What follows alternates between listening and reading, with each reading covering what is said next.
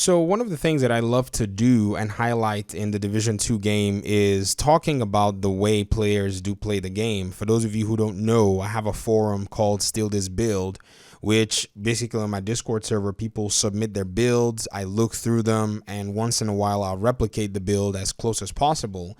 And I'll take it for a spin, and I'll share my thoughts about the build and credit the build idea to the original owner. Now, what I've noticed in this whole Steal This Build or just talking with people about builds is there are ways that people are finding to play and enjoy the Division 2. I won't go as far as declaring a huge, chunk of this thing called build diversity in the game because that's something that's already been there. I mean, it's not necessarily like anything has been added. I believe that with the TU11, TU10 updates, we actually achieved build diversity, but a lot of the naysayers wanted to play it down, but I didn't give them the chance to do that. Y'all know me. I'll start a fight real quick and, just make things just go outlandish so that we could argue about, the cases in the game. And that's one nice thing about the community is, many times people are respectful and we disagree, but we still listen to one another. And so with all of this being said, it's really interesting to see that the meta at some point, got somewhat, boring for a majority of the players that I've actually been talking to and playing the game with. Now, I'm not saying it got boring for everybody. Don't get me wrong, but they're just in a weird sense of things. There are aspects of the game that eventually get to the point where you as a gamer want to start trying out new things. And that starts to happen in the Division 2, especially when we don't have new content where people just want to burn through and farm. And we finally kind of stretched out everything from Warlords of New York. We've stretched out Summit's still stretching. And we're just like, man, can that code Nightmare come any quicker?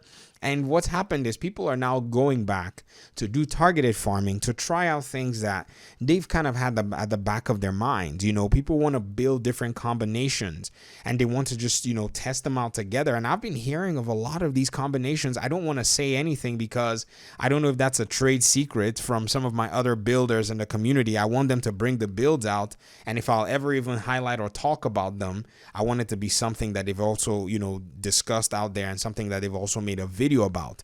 You see people like Identity, you see people like Kamikaze Von Doom, you see Mark of Blades, and even people running within the community. They're making these very innovative builds because right now they're digging very deep into the game and they're burrowing and pushing against the narrative that it was only the meta set of builds that actually did work in the game, when in reality some of the builds, even though they may not hit as hard as the meta builds, they still did a good ton of work and they are fun to play with.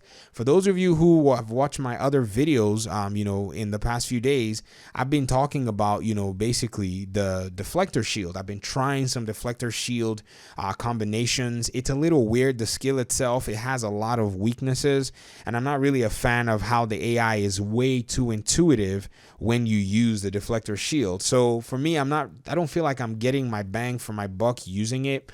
But, I'll go back to the Bulwark Shield for the meantime. I'm more of a shield player when it comes to tank builds, and I enjoy those. But it's really interesting to see how many different aspects of the game allow for different ways to play.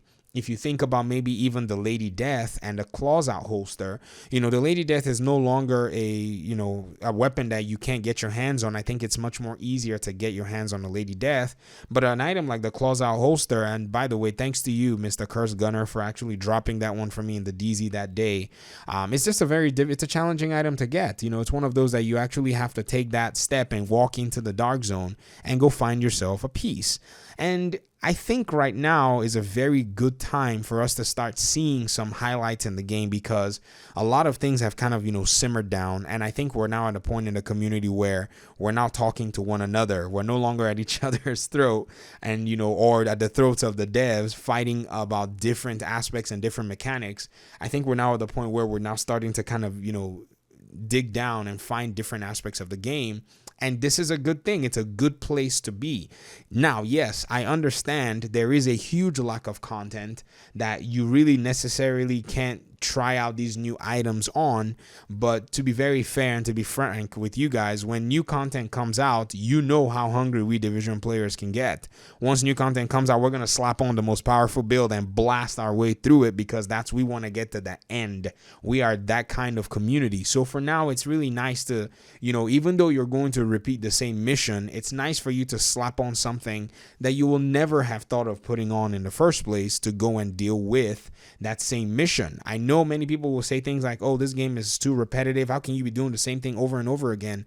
When many times they don't understand that you could do the same thing 3,000 times differently over and over again, because you now lack or have an extra percentage or a few thousand damage points than you did, because you actually swapped another build. But just because you have a few thousand damage points than your last build doesn't mean you're not buffing your team for 20 or more thousand, or what I mean, or exponentially greater, damage gains, because you've now changed your playstyle. And these are the things that I think that make Division very unique. And to be very honest, it could be a little, complicated for new players, or for some players who are just trying to find a casual means of playing the game. And I want to encourage you, if you find yourself being drawn to the meta builds, I want to encourage you to challenge yourself and put things on that do not go with the meta. Try some other builds and try some other gear items.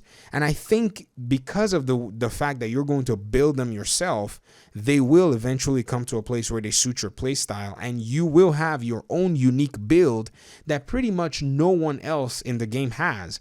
I know the RNG can cause that, in a very frustrating way in some cases, but just because, the RNG is causing something doesn't mean it should hold you back. I think in any case, it should challenge your creativity to be able to combine aspects of different builds that you don't necessarily see out there. So have we achieved build diversity in the Division 2? I think we continue to achieve it every day, more and more. That's my position anyways. I mean, I know maybe somebody might disagree, but is the meta right now less significant than it was? Very much so. The combinations, the availability of gear, the fact that the summit allows for you to farm specific items where you can go in there for, a few hours if that's what you need, get the items that you want. If you go as a group, I would say, and I recommend going as a group with the summit, you can get the items that you actually do need or want to experiment with without having to burrow through all of the RNG within the game. And I think this now encourages and is encouraging a lot more experimentation, and from the experimentation we're starting to see crazy kinds of play styles that are there that just rock. In some cases, they're even just as good as the so-called meta has been. And so this is, in my opinion, a celebration. As a Division content creator, it's nice for us to see the good sides of the game, because yes, some of the bad aspects of the game can get us bogged down, but sometimes there are highlights with the game, and I think that's why people continue to play it. So at the end of the day, let me hear your thoughts in the comment section. That's basically why I made this video. I want you guys to have that conversation. I want to hear you guys' opinions on this issue. How are meta builds compared to off-meta builds and non-meta builds? Is there a fun factor that still needs to be explored or still being discovered daily?